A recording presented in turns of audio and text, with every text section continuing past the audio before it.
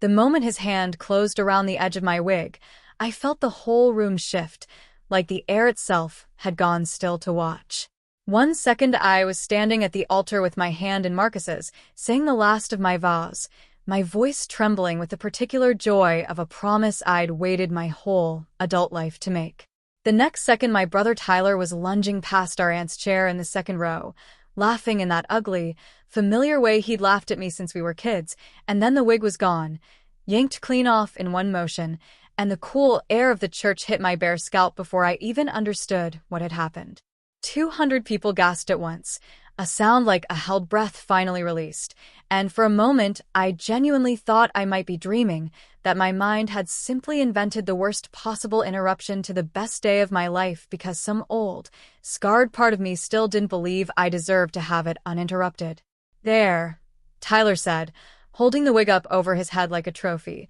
like a joke he'd been saving for years, waiting for the exact moment it would do the most damage. "Now he knows what he's actually marrying." I heard my mother laugh before I heard anything else, before the pastor could even react, before Marcus's hand tightened around mine. That same sharp, delighted bark she'd used when I fell off my bike at 8 years old and split my chin open on the pavement, the sound she made whenever my humiliation became, to her, a form of entertainment rather than a thing that needed comforting. "Marcus deserves a real woman," she said, not even bothering to lower her voice, letting it carry clean across the sanctuary and up into the rafters where it seemed to echo, "Not a bald ghost."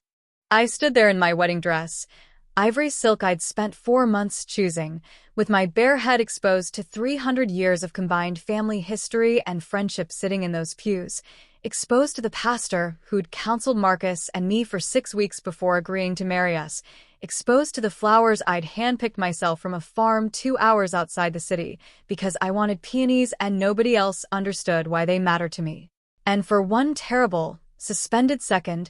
I understood exactly why the alopecia had taken more from me than my hair ever could have. It had taken, in that instant, the last shred of privacy I'd fought for over 8 years, the one thing I had tried, with everything in me, to protect through 100 quiet mornings of eyebrow pencils and careful wig glue, through fittings booked under a fake name so no one at the salon would recognize me from the neighborhood, through every clump of hair I'd watched disappear down a shower drain at 24 years old while sitting on the tile floor unable to stand. 8 years of perfecting an illusion so seamless that even people who'd known me my whole life sometimes forgot, so that no one would ever get to witness this exact moment. The moment my body, the one thing I hadn't chosen and couldn't control, became a punchline in front of everyone I loved on the one day I'd wanted, more than any other day of my life, to simply be seen as a bride. The diagnosis had come on an ordinary Tuesday in a dermatologist's office with beige walls and a print of sunflowers that I still can't look at without my stomach turning. Alopecia totalis, the doctor had said gently, like the gentleness might soften what the words actually meant. There was no cure, only management, only wigs and scarves and the occasional experimental treatment that worked for some people and did nothing at all for others, myself included. I had cried in the parking lot for 40 minutes before I could make myself drive home, and when I got there, I told my mother the diagnosis over the phone, waiting, hoping for some kind of comfort. She'd been quiet for a moment and then said, "Well, thank God for wigs, I suppose," in a tone that made it clear this was, to her, primarily a cosmetic inconvenience rather than a grief I was still learning how to carry. Tyler, when he found out a week later, had laughed, not cruelly, not yet, just surprised, and said, "Man, that's rough, no offense," before changing the subject to something about his fantasy football league. I remember thinking even then that I already knew how this would go in my family. I just hadn't known yet how far it would eventually go. Marcus didn't laugh. He didn't even look surprised. Not in the way I might have expected, not in the way that would have broken something in me permanently and irreversibly, right there at the altar in front of everyone. He crouched down without hesitation, picked my wig up gently off the floor where Tyler had carelessly tossed it, brushing a bit of dust from the church carpet off the synthetic fibers with 2 fingers, and set it aside on the altar rail like it was something precious he intended to keep safe rather than something shameful that needed to be hidden away as quickly as possible. Then he turned back to face me, took both of my hands again exactly where we'd left off, his thumbs tracing slow, steady circles over my knuckles the way he always did when he sensed my heartbeat climbing, and looked at me with an expression so calm, so unbothered by the chaos around us, that it cut clean through the ringing in my ears. "I know," he said, quiet enough that only the front rows could hear him, though I think, looking back on it now, he meant for the whole room to hear it too, meant for it to travel exactly as far as my mother's cruelty had. "I've always known. I fell in love with you, not your hair." It wasn't a performance. That was the thing I understood even in the middle of my own shock. Marcus had never once, in the 3 years we'd been together, made loving me feel like an act of charity or an exception he was generously willing to make. He'd known since our 3rd date, long before any ring, long before any conversation about forever. He'd simply absorbed the truth the way you absorb any fact about someone you're falling for, filed it away, as one more detail among the hundreds that made up the whole of me, no more remarkable to him than the fact that I take my coffee black or that I cry at the opening scene of nearly every movie. Standing there at the altar, hearing him say it out loud in front of everyone, I felt something in my chest unclench that had been clenched for 8 straight years. Tyler, meanwhile, was still holding court by the pews, grinning that same easy, careless grin he'd worn since childhood, waiting for the room to laugh along with him the way it always had, at every family dinner where he'd needled me about my weight, at my college graduation where he'd made a joke about my participation trophy, degree in front of my professors, at every holiday gathering since we were kids where he discovered, early and thoroughly, that my tears were the easiest thing in the world for him to summon, and that summoning them made him feel powerful in some small, ugly way he'd never bothered to examine. But the laughter he was waiting for this time didn't come. Instead, there was a silence so total, so complete, that I could hear my own heartbeat pounding in my bare ears, could hear the faint creak of old church pews as people shifted uncomfortably in their seats, could hear, somewhere behind me, my grandmother's sharp intake of breath. And then, from the back of the church, her voice cut through the silence, sharp as a blade even at 82 years old, even leaning on the cane she'd used since her hip surgery 2 winters ago. She rose slowly from her seat, one hand braced against the pew in front of her, refusing any help from the cousins sitting beside her, drawing herself up to her full, diminished height with a fury I hadn't seen in her since I was small. "Tyler Andrew," she said, and the whole church seemed to hold itself even stiller at the sound of his full name, the one only used for the gravest offenses. "You get out of this church right now."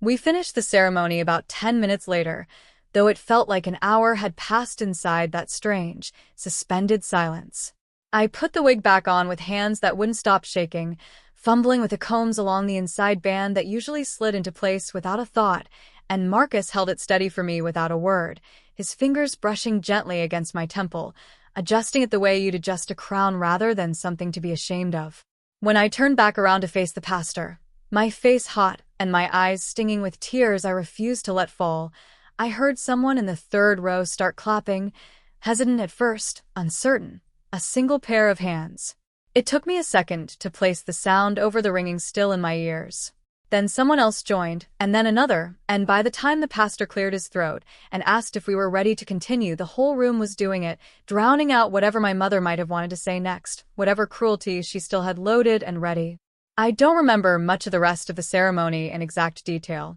I remember the pastor's hands trembling slightly as he turned the pages of his book, clearly rattled himself, clearly trying to decide whether to acknowledge what had happened or press forward as though nothing had. I remember Marcus's thumb tracing that same steady circle against my palm the entire time, an anchor I hadn't known I needed until I felt it there. I remember saying, "I do," in a voice that came out steadier than I expected, steadier than I had any right to feel, and I remember the sound that rose up from the pews when we did,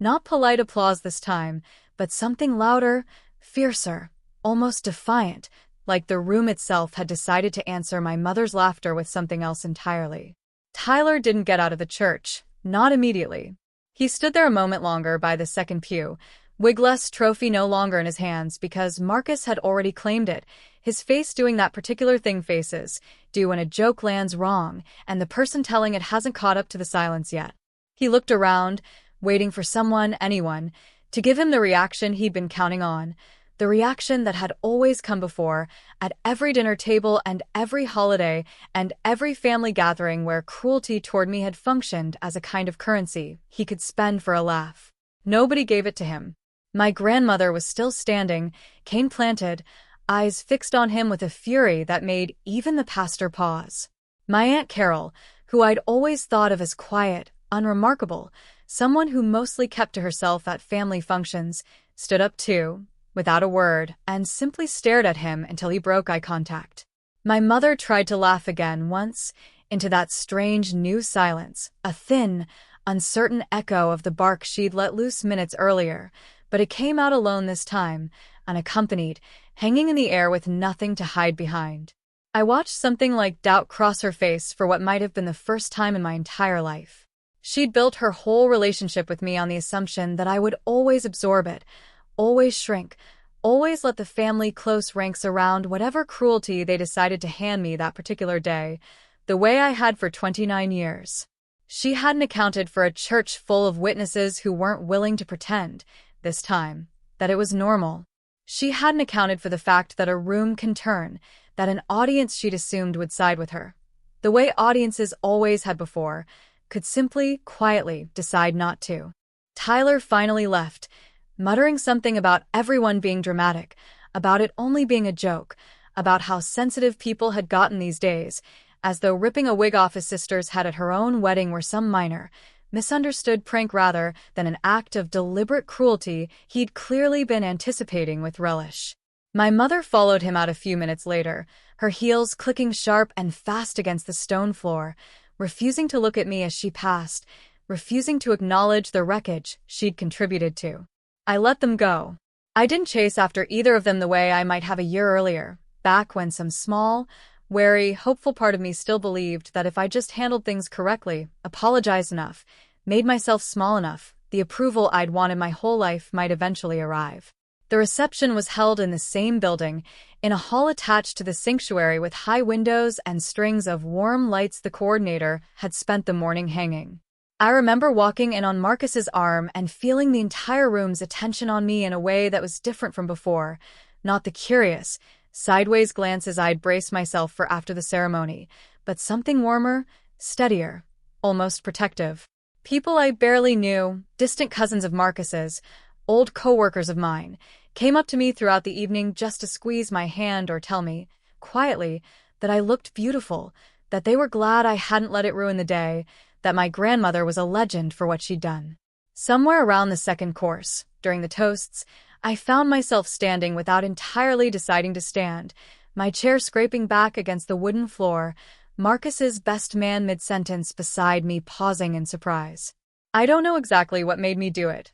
Maybe the wine, maybe the strange, loose courage that comes from having already survived the worst possible version of the moment I'd feared for 8 years. I reached up, unclipped the combs holding the wig in place, and took it off myself, right there in front of everyone, setting it gently on the white tablecloth beside my water glass. Nobody ripped it from me this time. My scalp was bare under the string lights, and for a moment the room went quiet again, though it was a different kind of quiet than before, attentive rather than shocked, waiting rather than hungry. I told them the truth I'd spent 8 years hiding from almost everyone outside this room. I told them about the diagnosis at 24, delivered in a dermatologist's office with sunflower prints I still can't look at. I told them about the slow, terrifying shedding that followed, the year I couldn't make myself look in mirrors longer than it took to brush my teeth, the wig fittings booked under a fake name at a salon across town, so no one from my old neighborhood would recognize me and ask questions I wasn't ready to answer. I told them that I'd never told my own mother the full extent of it, some small, wary part of me always knowing, even before tonight, exactly how she'd react if she ever saw the whole truth laid bare instead of the carefully maintained illusion I'd spent years perfecting. And I told them that Marcus had known since our third date, back when neither of us had said the word love out loud yet, when I'd taken the wig off in front of him without being asked, sitting on the edge of his couch, terrified, certain it would be the end of whatever we were building. Instead, he'd just reached out and rested his palm against my bare head,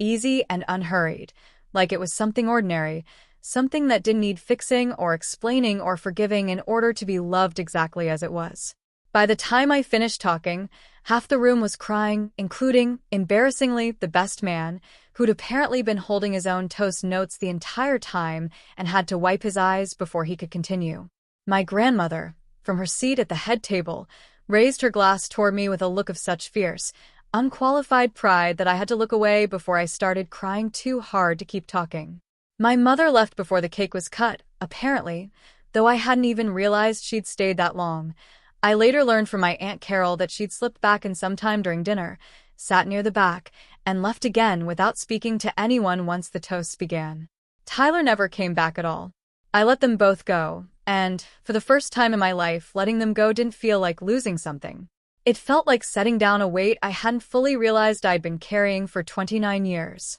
These days, my scalp catches the light in photographs the way anyone else's hair might, bare and unapologetic across half our wedding album, because somewhere around the second dance that night, I stopped putting the wig back on entirely and just danced, laughing, my new husband's hand resting warm against the back of my bare head like it was the most natural thing in the world, like it always had been. The photographer, a woman named Priya, who Marcus's cousin had recommended, told me afterward that she'd almost apologized for capturing so many shots of me without the wig on before she caught herself, before she realized, watching the way I moved through that reception, unguarded and glowing, that this was exactly the wedding I actually wanted documented. Not the version of myself I'd spent years perfecting for other people's comfort, but the real one, bareheaded and finally, fully seen. My mother and brother still don't understand what they lost that day, or if they do understand it, neither of them has found the words to say so. There have been a few attempts at contact since, a stiff,